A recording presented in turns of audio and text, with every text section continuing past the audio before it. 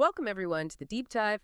We are opening up a wonderfully helpful stack of sources today that focuses on a single important question, and I am directing it right to you.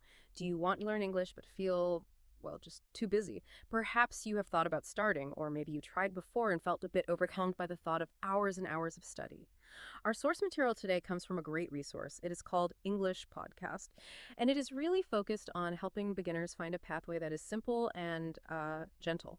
Our mission is to unpack these sources that show us how to make learning a new skill, specifically English, stress-free. And, a real part of your daily life. We are not looking for large, disruptive changes. We are going to look for simple, easy ways to incorporate practice without needing to study for hours on end. To help us navigate this gentle learning path, I am joined by our expert analyst. Hello, I am Brian, and I am an academic and scholar with deep social knowledge. It is so essential that we address the common anxiety around language learning, especially for those who feel time is their greatest constraint. Today, we are emphasizing that learning a new skill, like English, should be low pressure. We want to provide truly actionable advice. Really, we want to replace that fear of failure with the quiet confidence of consistency. That is a wonderful goal. Okay, let us unpack this, starting with section 1, the daily blueprint for learning. The source material begins by just laying out a routine. Now, this might seem mundane, but it is important. It establishes that even a full, busy day has space for learning. The schedule it describes is very common, very structured. It is a critical starting point. The source provides this structured day not just as a story, but as a framework for you to mentally insert your own practice time. It is like they're saying, you already have a routine, we're just going to add one small layer to it. Exactly. The typical day described is full. It starts in the morning by waking up, getting ready, and then having breakfast. Usually something straightforward like toast and eggs, plus a cup of coffee. Then, work starts on the computer at home, maybe with a short walk outside later in the day. Lunch is at 12:00, and the source mentions liking rice and vegetables. And the day continues with other things, reading or studying in the afternoon, or sometimes listening to English.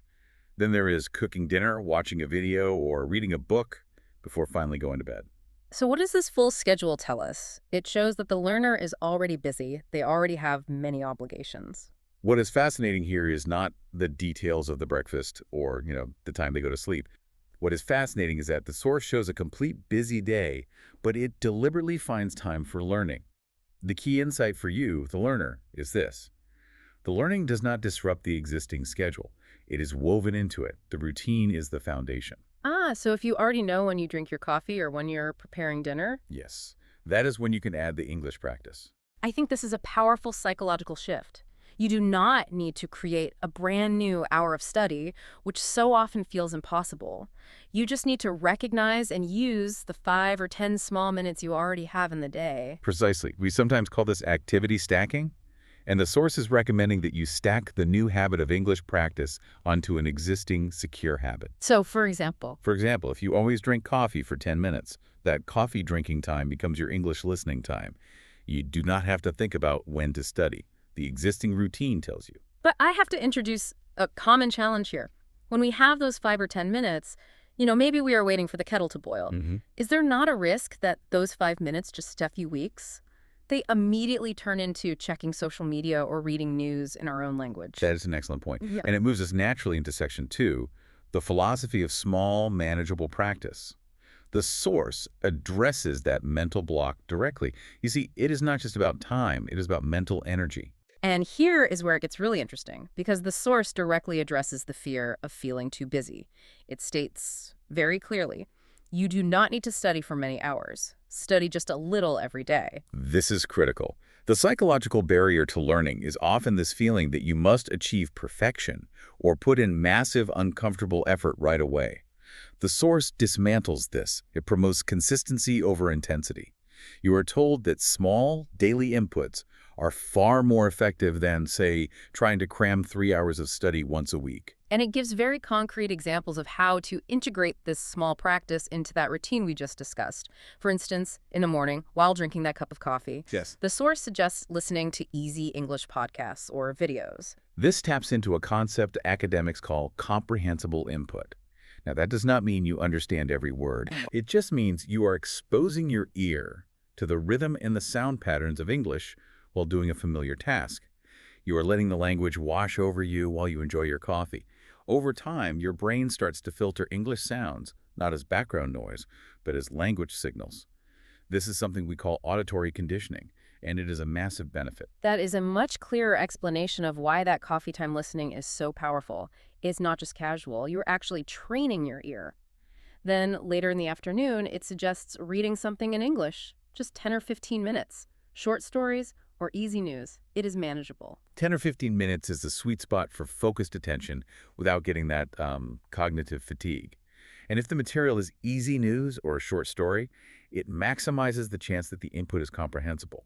You can follow the main idea without struggling with every single word.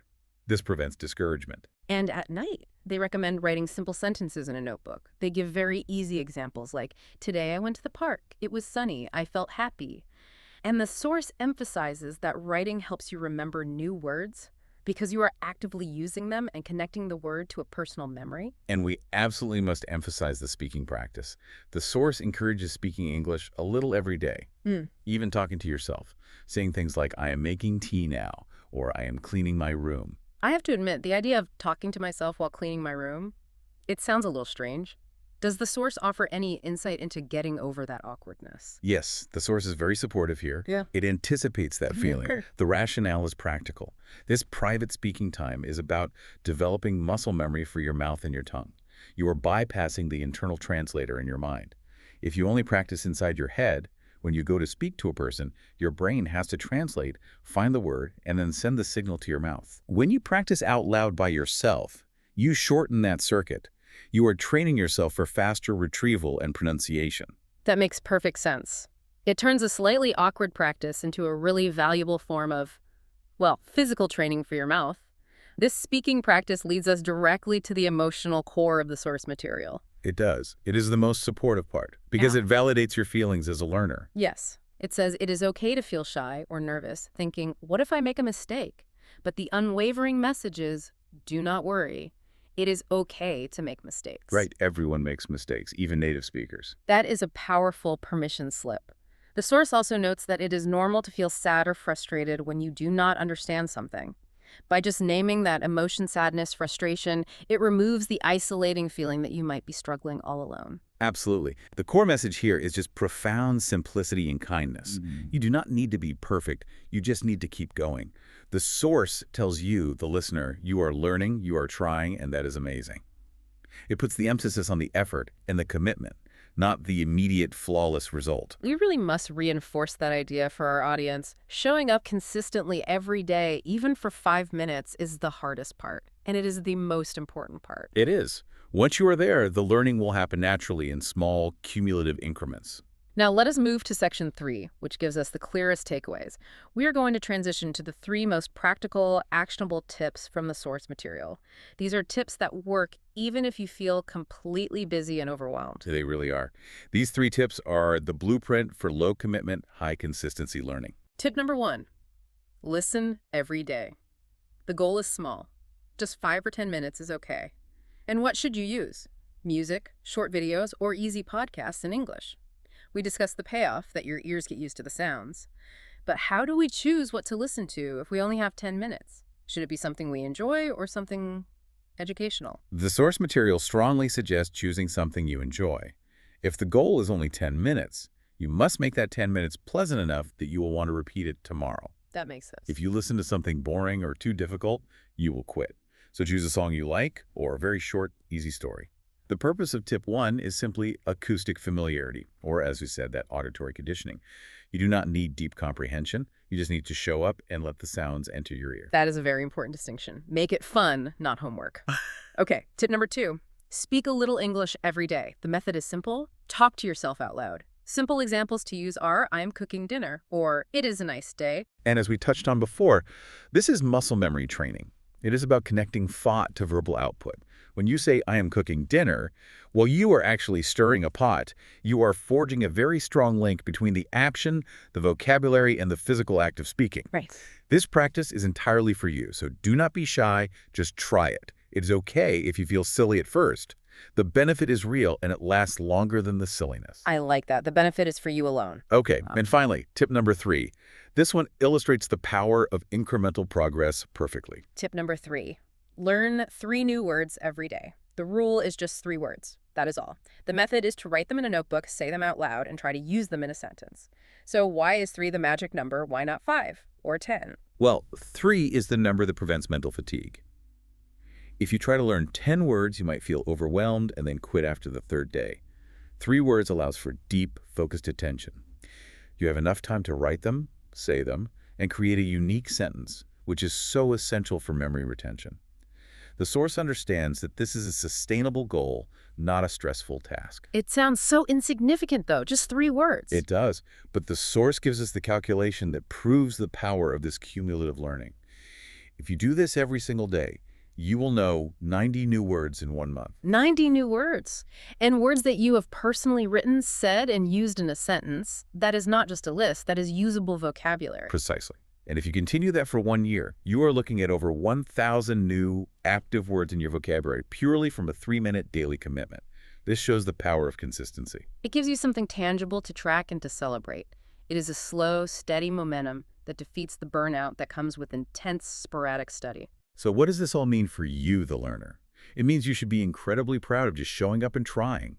The source is very clear. Your English is growing every day. Do not worry about perfection. Focus on consistency.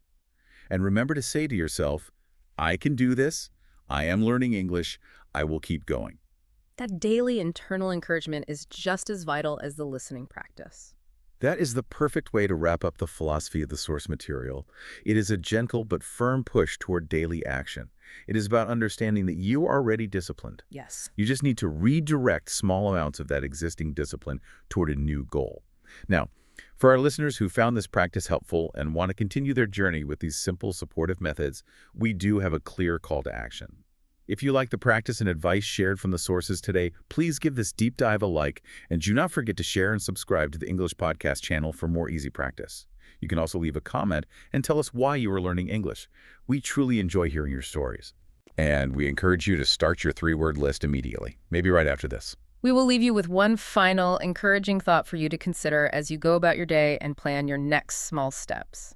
Remember that you are not alone in this journey. Everyone who learns a new language feels slow sometimes. So what is one small, simple sentence you can say out loud to yourself tonight before bed to cement what you learned today? Go and say it with confidence.